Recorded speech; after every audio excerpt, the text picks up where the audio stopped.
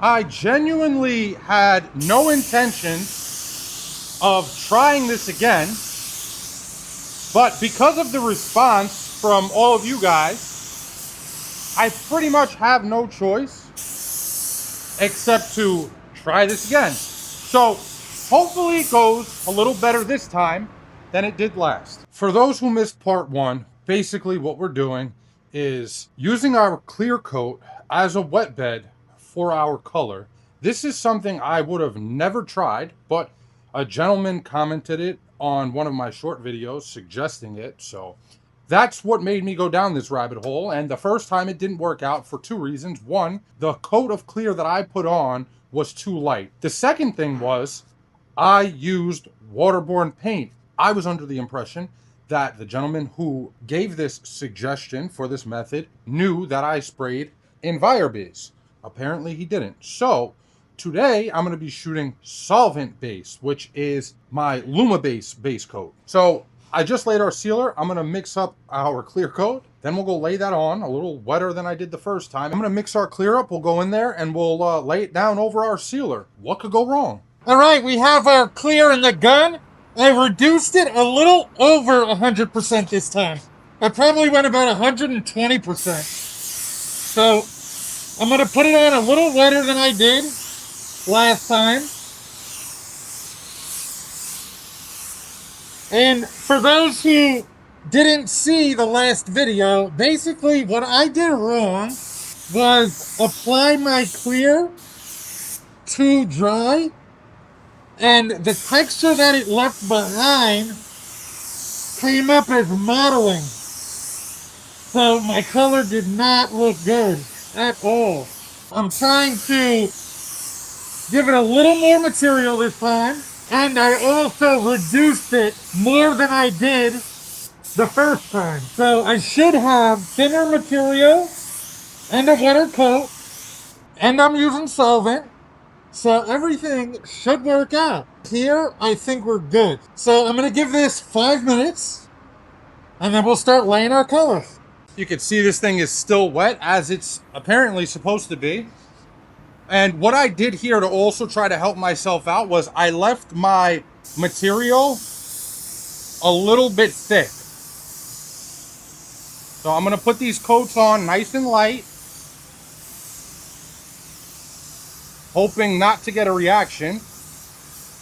Which, to be honest, if I didn't get a reaction with water, I really don't think I'll get a reaction with solvent.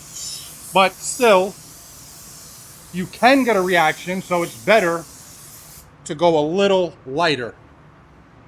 At least in my opinion. You know, this is my second time trying this, and everyone who saw the first video saw it did not go well.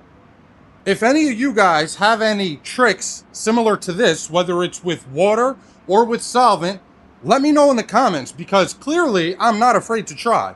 Now, did I want to try this again? Not really, because I know I could just throw my wet bed on there, blend my color out over my sealer, and I won't have an issue. But you guys overwhelmed me with how many of you guys wanted to see me do this again. I don't know if it's because you wanted to see me fail again, but I don't think I'm going to fail. So hopefully it was just for educational purposes. You know, it's been a while since I shot solvent base coat, and I forgot how much faster this flashes off than water. It's probably only been like 3 minutes, and it was already dry. Granted, I did put a very light coat like I'm doing again right now. But even with a light coat, it still dries way faster than water. Now that we have about 70% coverage, maybe 80, I'm going to reduce this out properly. This is supposed to be reduced 2 to 1. After 2 coats, everything is looking okay. I don't want to say perfect, because it's definitely not perfect yet, but I don't see anything to worry about just yet. Also, I figure this is worth mentioning. For this job, I used my EC line sealer, which is my sealer for my waterborne paint. I don't know if some of you guys are aware or not, but you can use that sealer and spray solvent paint without an issue. You just have to make sure that it is completely dry. Because if you use a sealer that's meant for waterborne paint and you put solvent over it and it's not completely dry, you're not gonna have a fun time. I learned that the hard way as well. Okay, we are all set for our drop coat. Everything's looking good. I think we are probably gonna get this done this time with no issues.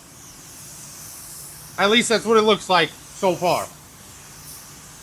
Because I only saw very minor modeling, and I think this drop coat is gonna straighten that out.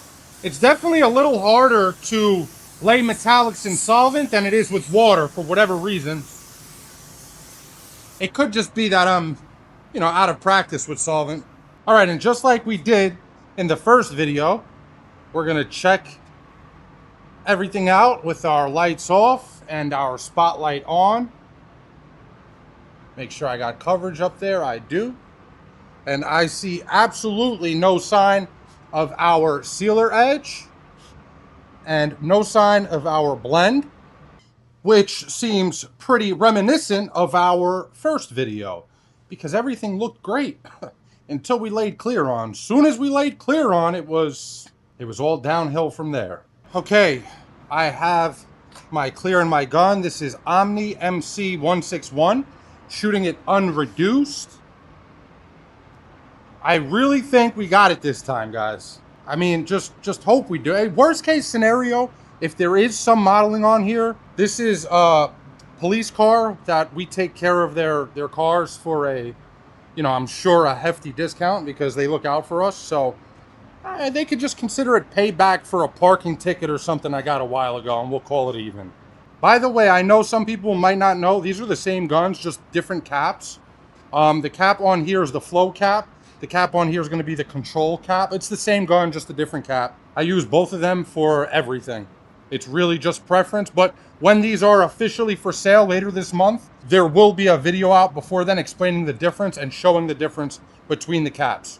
I think I'm going to use the 1.5 coat method for clear on this thing as well. So right after our first coat, I'll just go right back at it.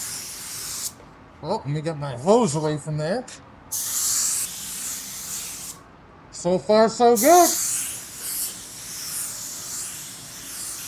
Man, I got my fingers crossed right now, guys.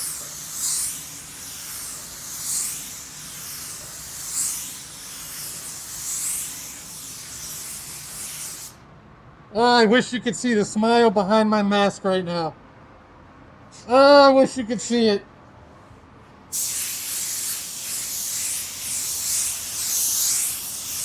And because I'm using a fast hardener,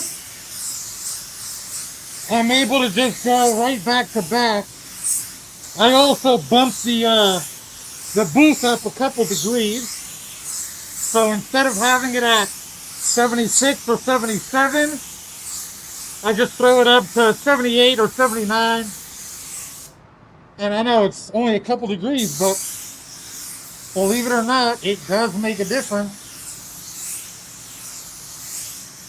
And if you guys, by the way, if you have any video suggestions for me, let me know.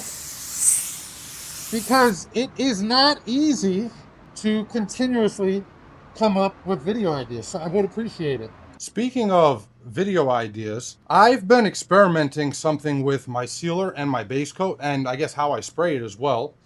I have a theory going that I was thinking about dropping a video on, but I can't say for sure just yet whether my theory is correct or not. But the theory is, under reduced, less pressure, by now we all know, causes material to stay wetter for longer. Now, I'm excluding clear from this. This is just sealer and base coat.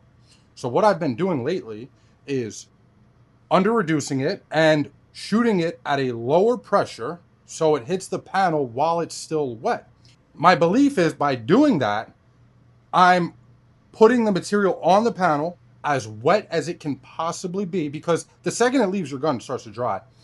and allowing it to do what it was designed to do, which is flow out, especially for sealer. I know a lot of people have problems with how their sealer's laying, and I think that's one method that probably might help you guys. So we could like shoot a whole job with that method, see how it comes out, shoot another job regularly, regular reduction and regular pressure, and just compare the two. So let me know if you guys would be interested in that. All right, it's time for the moment of truth. Oh yeah, it worked. It looks beautiful. Absolutely beautiful. No sign of anything going on anywhere on this panel. No blend, no modeling, no nothing. No reactions, no crazy shit. Thank God. If you spray solvent, it's definitely a method worth having in your back pocket, because there are some colors that can be a real pain in the ass, and this might work better than a wet bed.